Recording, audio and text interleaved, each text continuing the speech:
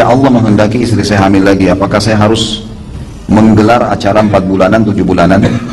Apakah Nabi SAW mensyariatkan ritual tersebut? Terakhir saya minta doanya agar istri saya segera hamil. Semoga Allah menjaga Ustaz. Baik, tentu tidak ada acara 4 bulanan, 7 bulanan, tidak ada. Assalamualaikum warahmatullahi wabarakatuh. Meluruskan video yang barusan kita tonton bersama terkait hukum memperingati atau selamatan 4 bulan atau 7 bulan kehamilan, yang di dalam video tersebut dikatakan dengan tegas adalah tidak boleh. Acara selamatan 4 bulan atau 7 bulan kehamilan, yang kalau dalam istilah Jawa adalah ngupati mitoni, yang kalau di dalam istilah Madura adalah pelet kandung, ini adalah sebuah tradisi yang tidak bertentangan dengan agama. Di dalam Al-Quran ini diakui sebagai bagian dari ajaran agama itu sendiri, sebagaimana ditegaskan di dalam Al-Quran surat Al-A'raf yang berbunyi hudhil afwa wa'mur bil 'urfi wa'rid 'anil jahilin. Jadilah kamu pemaaf dan suruhlah orang-orang untuk melakukan kebaikan, ma'ruf, wa'rid 'anil jahilin, serta berpalinglah dari orang-orang yang bodoh.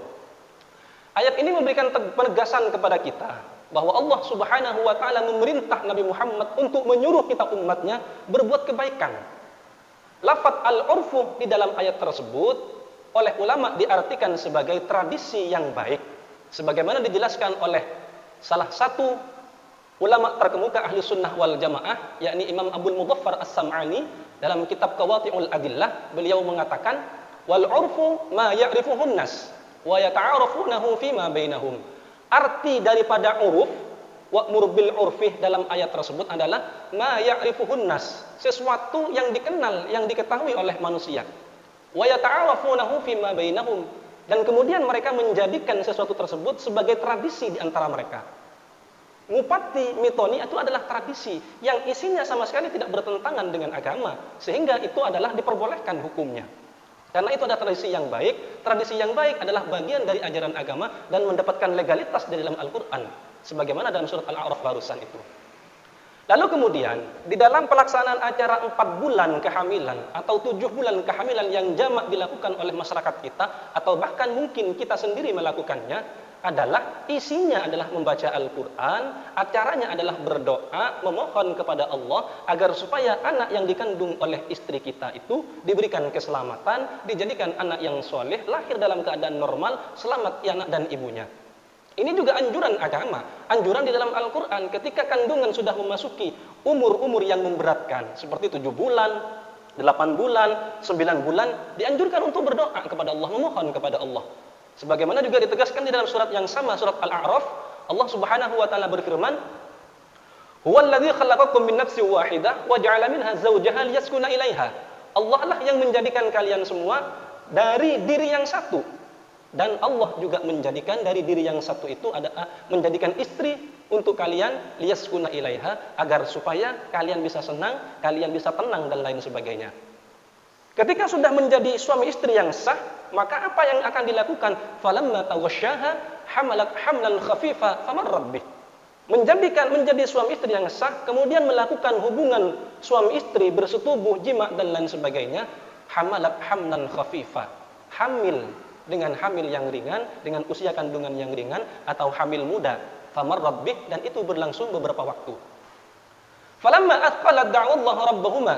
Ketika kandungan ini sudah memasuki usia memberatkan, athqalat, 7 bulan, 8 bulan, 9 bulan, maka apa? Da'allaha rabbahuma. Suami istri ini berdoa, memohon kepada Allah, meminta kepada Allah, sembari berkata, la in ataitana shaliha lanakunanna minasyakirin. Sesungguhnya jika engkau memberikan kami, ya Allah, keturunan yang sempurna, anak yang soleh, lanakunanna minasyakirin, tentulah kami tergolong orang-orang yang bersyukur. Dianjurkan oleh Allah berdoa ketika kehamilan usianya sudah memasuki usia yang memberatkan. Athqalat itu tadi 7 bulan, 8 bulan, 9 bulan dan lain sebagainya itu. Di samping kita dituntut, dianjurkan untuk berdoa ketika istri kita hamil, ketika lebih-lebih ketika memasuki usia kandungan yang memberatkan, tentunya kita sebagai orang tua, sebagai calon orang tua, memiliki harapan-harapan besar kepada bayi yang dikandung oleh istri kita. Harapannya menjadi anak yang soleh, menjadi anak yang berbakti, berguna bagi agama, nusa dan bangsa, menjadi anak yang hafal Al-Quran, lahir dalam keadaan normal, sehat anak dan ibunya ketika lahir. Itu adalah harapan-harapan penting kita, harapan-harapan besar kita. Maka untuk diwujudkannya harapan-harapan besar kita itu agar supaya cepat terkabul, agar supaya cepat diterima oleh Allah, ulama menganjurkan untuk memperbanyak bersedekah. Agar supaya keinginan-keinginan kita itu tercapai, keinginan-keinginan penting, harapan-harapan besar kita itu terwujud, oleh ulama dianjurkan untuk memperbanyak bersedekah. Sebagaimana yang dijelaskan di dalam kitab Majmu' Syarhul Muhaddab, yustahabbul ikthar minas sadaqah indal umuril muhimmah. Disunnahkan, dianjurkan untuk memperbanyak sedekah ketika memiliki urusan-urusan penting. Urusan penting yang kita hadapi pada kehamilan istri kita adalah keselamatan bayi dan orang tuanya, kesolehan dan kesolehan anak yang dikandung oleh istri kita. Itu adalah urusan penting, hal keinginan-keinginan besar, harapan-harapan besar kita, maka dianjurkan untuk memperbanyak bersedekah oleh ulama. Dan ternyata bersedekah di masa-masa kehamilan itu juga pernah dilakukan oleh istrinya Imam Ahmad bin Hambal. Salah satu mazhab yang 4, Imam Hambali, yang konon katanya, entah benar atau tidak, orang-orang Salafi Wahabi, orang-orang seperti Ustadz di video di depan itu mengatakan dirinya mengikuti mazhab Hambali atau ikut kepada Imam Ahmad bin Hambal. Di dalam kitab, di dalam manaqibnya Imam Ahmad bin Hambal, di sana dijelaskan sebuah cerita bahwa ketika istrinya Imam Ahmad bin Hambal ini hamil, beliau ini bilang kepada Imam Ahmad bin Hambal, "Wahai suamiku, bagaimanakah kalau seandainya gelang kaki satu-satunya yang aku miliki ini disedekahkan? Emang kamu tidak apa-apa?" Dijawab oleh Imam Ahmad bin Hambal, "Tidak, tidak apa-apa," kata istrinya. Maka kemudian gelang kaki satu-satunya yang dimiliki oleh istrinya Imam Ahmad bin Hambal yang bernama Husnu itu diberikan kepada Abul Hasan bin Shalih untuk kemudian dijual, dan gelang itu laku dengan harga 8 dinar setengah. Uang 8 dinar, 8,5 dinar itu, 8 dinar setengah itu kemudian oleh istrinya Imam Ahmad bin Hambal disedekahkan, dibagikan kepada orang-orang saat beliau adalah hamil, dalam waktu keadaan hamil. Berlanjut setelah melahirkan istrinya Imam Ahmad bin Hambal ini, ternyata beliau Imam Ahmad bin Hambal juga bersedekah 1 dinar yang diberikan kepada Karramah yang tiada lain merupakan pelayan keluarganya Imam Ahmad bin Hambal. Bersedekah dianjurkan ketika dan dilakukan oleh istrinya Imam Ahmad bin Hambal ketika di masa-masa kandungan atau di saat-saat kehamilan. Ini adalah cara-cara yang dilakukan ketika kita merayakan atau selamatan kehamilan 4 atau 7 bulan tadi itu.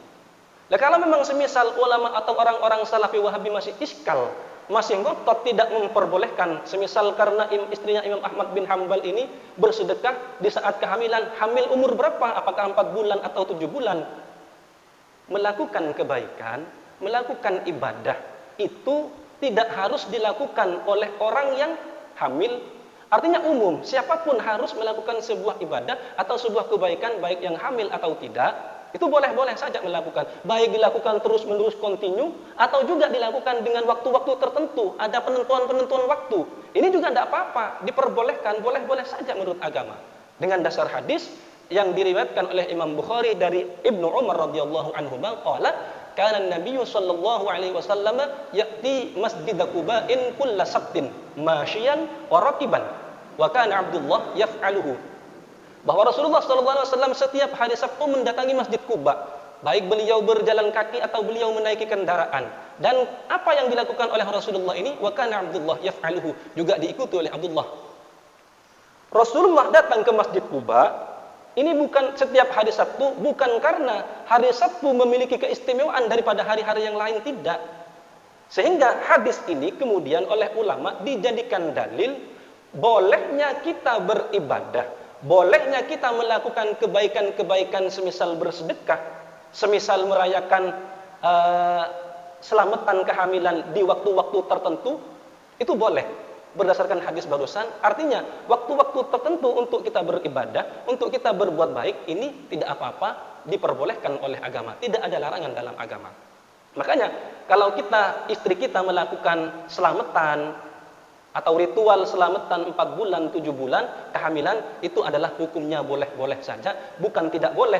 Inti dari acaranya adalah membaca Al-Quran, membaca sholawat, berdoa kepada Allah, kemudian kita memberikan jamuan kepada undangan, kepada orang-orang yang diundang, yang juga merupakan sedekah. Itu semuanya adalah ada contoh dari agama, sudah dianjurkan oleh agama dan dapat perintah dari agama.